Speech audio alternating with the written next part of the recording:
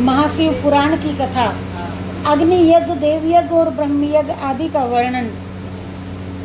भगवान शिव के द्वारा 7 वारों का निर्माण तथा उनमें देव आराधना से विभिन्न प्रकार के फलों की प्राप्ति का कथन। ऋषियों ने कहा कि हे प्रभु, अग्नि यज्ञ, देव यज्ञ, ब्रह्म यज्ञ, गुरु पूजा और ब्रह्म तृप्ति का हमारे समक्ष आप क्रमशः वर्णन कीजिए, हमें सुनाइए। तो सुत जी बोले कि हे महर्षियों, गृहस्थ पुरुष अग्नि में सायकाल और प्रातः काल को चावल आदि द्रव्य की आहुति देता है, उसी को अग्नि यज्ञ कहते हैं। जो ब्रह्म यज्ञ आश्रम में स्थित है और ब्रह्मचारियों के लिए समीधा का आधान भी अग्नि यज्ञ है, वे समीधा का ही अग्नि में हवन करें।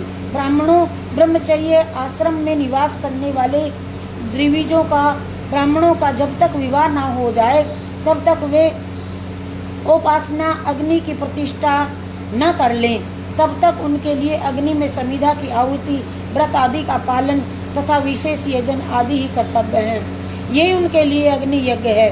हे द्विजों, जिन्होंने बाह्य अग्नि को विसर्जित करके अपने आत्मा में ही अग्नि का आरोप कर लिया, ऐसे वानप्रस्थियों और सन्यासियों के लिए यही हवन और यही अग्नि यज्ञ है कि वे विहित समय पर हित कर परिमित और पवित्र अन्न का भोजन कर लें।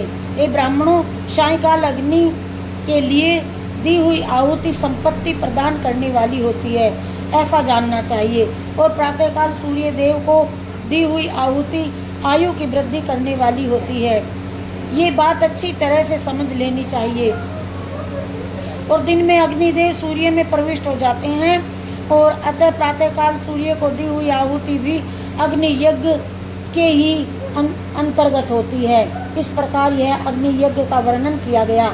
इंद्र और समस्त देवताओं के उद्देश्य के अग्नि को जो आहुति दी जाती है उसे देव यज्ञ समझना चाहिए और स्थाली पाक आदि यज्ञों को देव यज्ञ ही मानना चाहिए।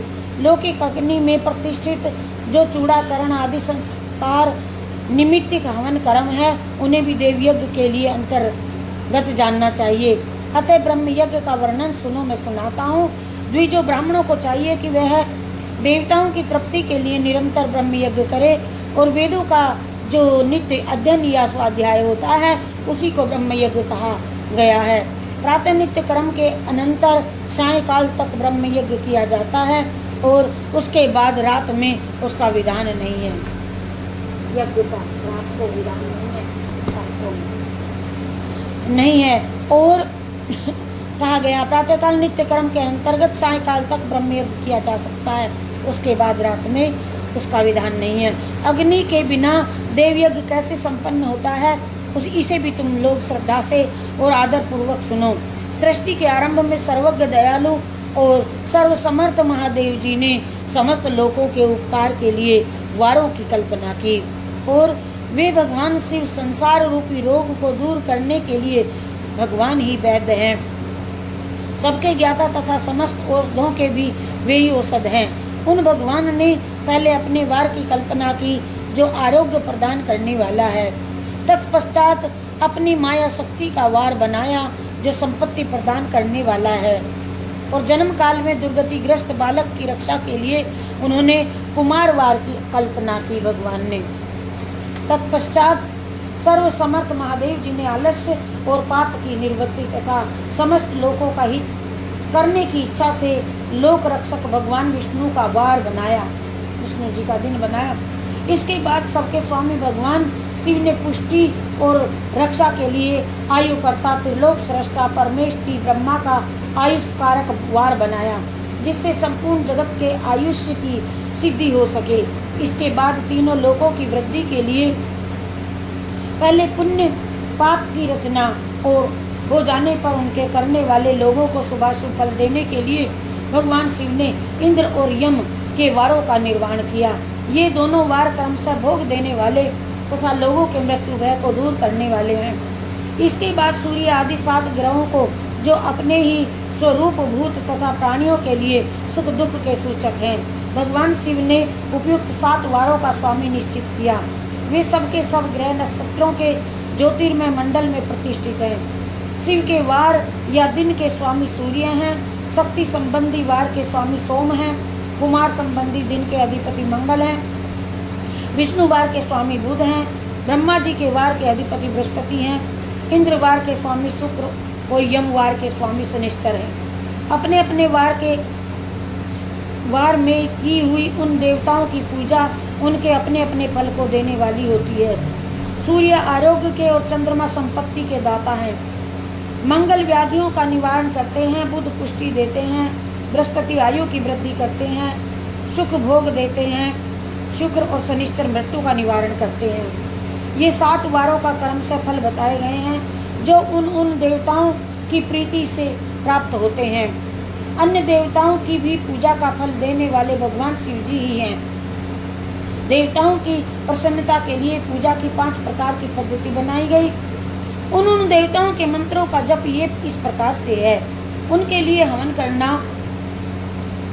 दूसरा दान करना और तीसरा तप करना और चौथा जप करना इस प्रकार से है। किसी वेदी पर प्रतिमा में, अग्नि में तथा ब्राह्मणों के शरीर में आराध्य देवता की भावना करके 16 उपचारों की उसकी पूजा तथा आराधना करना। 5वां इस प्रकार से है। इसमें पूजा के उत्तरोत्तर आधार श्रेष्ठ है। पूर्व में, अभाव में, उत्तरोत्तर में अवलंबन करना चाहिए। दोनों नेत्रों को, मस्तक के रोगों को, कुष्ठ रोगों को शांति के लिए भगवान सूर्य की पूजा करके ब्राह्मणों को भोजन करवावे। तदंतर 1 दिन, 1 महीना, 1 वर्ष तथा 3 वर्ष तक लगातार ऐसा साधन करते रहना चाहिए। इससे यदि प्रबल प्रारब्ध का निर्माण हो जाए तो रोग और जरा आदि रोगों का नाश हो जाता है। इष्ट देव के नाम मंत्रों का जप आदि साधन वार आदि के अनुसार फल देते हैं। रविवार को सूर्य देव भगवान का दिन है। अन्य देवताओं के लिए, ब्राह्मणों के लिए विशिष्ट वस्तु अर्पित करे। ये साधन विशिष्ट फल देने वाला होता है तथा इसके द्वारा विशेष रूप से पापों की शांति होती है।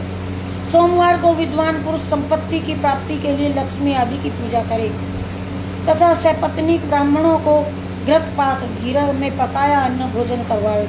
मंगलवार को रोगों की शांति के लिए काली आदि की माता की पूजा करे और उड़द की, मूंग व अरहर की दाल आदि से युक्त अन्न ब्राह्मणों को भोजन करवावे। बुधवार को विद्वान पुरुष दही से युक्त अन्न से भगवान विष्णु जी का पूजन करे। ऐसा करने से सदा पुत्र, मित्र, कलत्र आदि की पुष्टि होती है। जो दीर्घायु होने की इच्छा रखता हो वह गुरुवार को देवताओं की पुष्टि के लिए वस्त्र, यज्ञोपवीत तथा घृत मिश्रित खीर से यजन पूजन करे। भोगों की प्राप्ति के लिए शुक्रवार को एकाग्रचित होकर के देवताओं का पूजन करे और ब्राह्मणों की तृप्ति के लिए षड्रस अन्न देवे। इसी प्रकार स्त्रियों की प्रसन्नता के लिए सुंदर वस्त्र आदि का विधान करे। शनिश्चर अल्प मृत्यु का निवारण करने वाला है। शनिश्चर उस दिन बुद्धिमान पुरुष रुद्र आदि की पूजा करे, तिल से हवन करे, दान देवताओं को संतुष्ट करे दान से और ब्राह्मणों को तिल मिश्रित अन्न भोजन करवावे। इस तरह से देवताओं की पूजा जो भी कोई करेगा वह अयोग्य फल का भागी होवेगा।